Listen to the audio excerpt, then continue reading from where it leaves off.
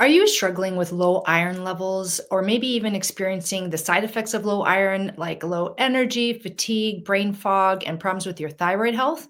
Well, did you know that there are ways to improve the iron absorption from your foods, even if you're already eating a healthy diet? We're going to cover that all today on the Wild Wisdom Show. Hi, I'm Dr. Patricia Mills, holistic medical doctor, helping you transform your health and hormones with natural root cause solutions. And today we're going to be talking about how to absorb more iron naturally with food so that you can boost low iron energy, focus, and your thyroid health. Now, the thing to understand is that there are multiple causes for why you may be experiencing low iron, even if you're eating a diet that you think is rich in iron.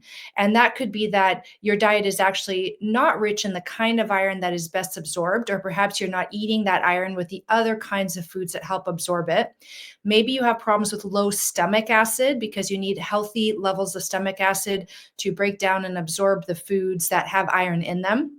Maybe you have problems with inflammation that can impair iron absorption. Gut imbalances, such as issues with your gut microbiome, can affect your ability to absorb iron. And blood loss from, for example, heavy menstruation or a low level of bleeding from the gut due to gut health issues. And in some cases, even over supplementation or overeating of iron can be problematic. So, what we're going to do is we're going to cover how to boost these levels of iron with your food, but you also have to keep in mind that over time, you're going to have to look into these root causes and address them if you want to experience optimal health. So some low iron symptoms could be, symptoms of being tired, fatigue. Low iron levels can also affect the way your brain functions because your red blood cells are not able to carry oxygen optimally when you have low iron, resulting in conditions like anemia, low red blood cells. And that means that tissues like your brain aren't getting properly oxygenated. So it can affect your brain function. It also affects your immune system. So you might experience frequent illness. So, viral or bacterial infections that you just have a hard time recovering from. And it can also affect your thyroid functioning, amongst many other things. So this all is very crucial to keep in mind when we're talking about improving your levels of iron stores in the body. Now, there are three types of iron that we're going to talk about. And these are all types of iron that you can end up finding in your food. So the first type is called heme iron, and it's from animal meat, and it is best absorbed. So it is the kind of iron that has been packaged by nature in a way that your body easily absorbs that iron compared to, for example, what's called non-heme iron, which is what we find primarily in plant foods. And when you're eating a plant-based diet, you need to support that iron absorption with some very specific strategies that we're going to cover today, so that you need to be more intentional with your eating if you want to have good iron stores on a plant-based or a plant-rich diet. There's also the third kind, which is called elemental iron. And this is the iron that you find in things like cast iron cookware, like cast iron pans. And this can provide a bonus boost. We're going to be talking about how to use this and things that you have to consider in terms of safety when you're using this type of iron cookware. So let's dive into how to support the heme and non-heme iron absorption. So whether you're carnivore, omnivore, vegetarian, or vegan, some or all of these strategies will be useful to you. So stay tuned. So, for everyone, what's interesting to know is that vitamin C can actually result in improved iron absorption. So, it binds with the iron when it's in your gut and it helps your body absorb that iron better. So, it's really great strategies to pair vitamin C rich foods with your meals to enhance your iron absorption. And you don't need a lot. It's research has shown that just 25 to 50 milligrams per meal can make a difference. So foods like bell peppers, strawberries, citrus fruits, for example, a squeeze of lemon on spinach can be very helpful, and tomatoes. And there are strategies that you just regularly incorporate into every meal. And the nice thing is that, the easiest solution would be to just grab some lemons or something and just squeeze that fresh over your vegetables, or if you're having meat or if you're having fish, it can be very tasty. And also just incorporating this high vitamin C rich meals into your high vitamin C rich foods into your meals and snacks can be useful for absorbing the iron with that food. Now, if you are carnivore or omnivore, you have the option of using what's called a meat stock.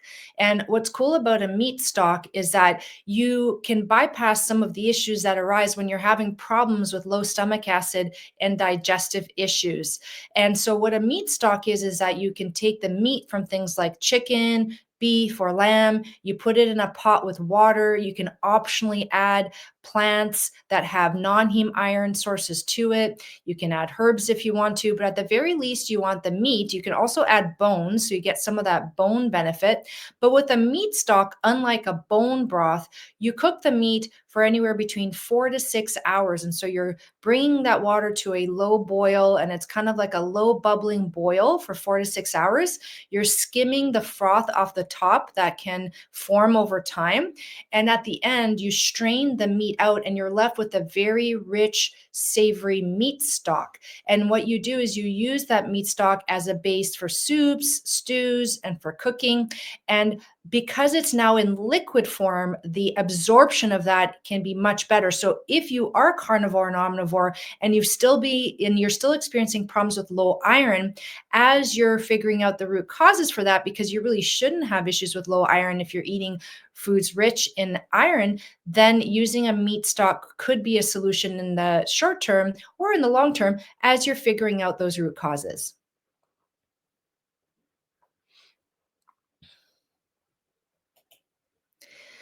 Another strategy that works for everyone, regardless of what kind of diet you're eating, is to choose high iron vegetables. And you can search this up on, ChatGPT or Google, but examples are things like Savoy cabbage, fenugreek, amaranth leaves. And all of these are always improved in iron absorption when you pair them with some vitamin C for maximum absorption and maximum benefit. Now, what's interesting, a lot of vegetarians and vegans or people eating a plant rich diet run into problems unknowingly of pairing their foods with iron blockers that are present in plants.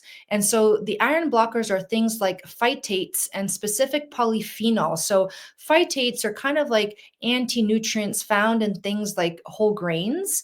And what research has shown, and we've been doing this traditionally for, centuries, but this method of cooking has been less popular and less used. And I think it's causing problems with our iron stores is the fact that when you soak or ferment things like whole grains and beans, the phytate levels decrease, which means that when you're eating those foods with your other iron rich vegetables or whole grains and beans, you are actually getting better absorption of your iron because the phytate content has been reduced due to the soaking or sprouting,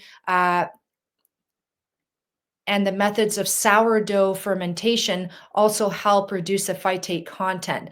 So, these traditional methods of cooking actually are very important, particularly if you're eating a plant rich diet. Now, the polyphenols are present in things like coffees and teas. And it's not to say that coffee and tea is bad for you, but if you're regularly having coffee and tea with your iron rich meals, whether they are from animals or plants, you may be blocking the absorption of iron from those meals. So, separating your teas and coffees from your meals can be a helpful strategy to improve your iron absorption from those meals. Research has also shown that adding things like vitamin A and prebiotics regularly to your food can be very helpful because they also, like vitamin C, help the body absorb iron better. And so vitamin A is found in things like carrots, sweet potatoes, kale, butternut squash, bell peppers, cantaloupe and mango for fruits. And in the animal kingdom, you find vitamin A in eggs and particularly in liver. So we used to eat a lot of liver historically. Only recently, we've been not eating liver and other organ meats as much. And so our consumption of vitamin A has really decreased. So you have to up the vitamin A consumption from these other foods if you want to have really great healthy vitamin A levels. Now, prebiotics, what they are basically type of, fibers and compounds found primarily in things like vegetables and whole grains. And what they do is that they feed the healthy gut microbiome so that you get a very healthy gut microbiome balance. Because when that balance is disrupted, it actually negatively impacts your gut's ability to absorb iron, which is very, very fascinating. So when you feed the good bacteria, this helps with low iron and improves absorption. So, natural sources of prebiotics are things like garlic, onions, and leeks, and asparagus. Whole oats and apples with the peel on, Jerusalem artichokes and dandelion greens. Now, if you have any, reactions to these, some people can't tolerate garlic or onions. Obviously, you're not going to add them to your diet, but there's many other options, and basically, any kind of vegetable is very high in prebiotics. And so, having a plant rich diet is very important. And I know that there are vegans and vegetarians out there that, while they're excluding animal meats, they're not actually eating enough vegetables. So, you really have to eat a really great, delicious variety of vegetables. Preferably cooked if it's a tough fibrous vegetable, because that helps the digestion and the breakdown and absorption of those foods in the gut. The more tender vegetables, which are, for example, your leafy greens, your radicchios, things like arugula, that kind of stuff, they can be eaten raw, things like Brussels sprouts and herbs.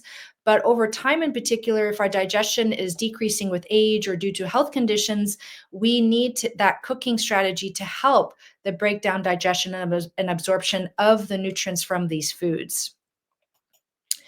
Now, another technique is using that elemental iron that's found in cast iron cookware. Now, the thing with cast iron is that it depends on it depends on the kind of food you're cooking in it. So, the iron that's in that pan will leach into the food more so if the food is acidic and moist. So, for example, if you're cooking a tomato sauce in the pan, you're going to get a lot of leaching of that iron. Now, that iron is different from the heme iron and non-heme iron found in plants. It's not as well absorbed. And in people who don't have issues with iron deficiency, such as children, you can get into toxicity levels. So you have to be very careful. It's good to use if you have problems with low iron, but it may not necessarily be good to use if you have good levels of iron, because you can get into iron overload, which causes its own set of health issues. So be careful with that. Don't use it as your only method of, improving iron levels in your food. Use it with all these other methods that have been covered so far, and try to avoid it in people who do not need it, like young children.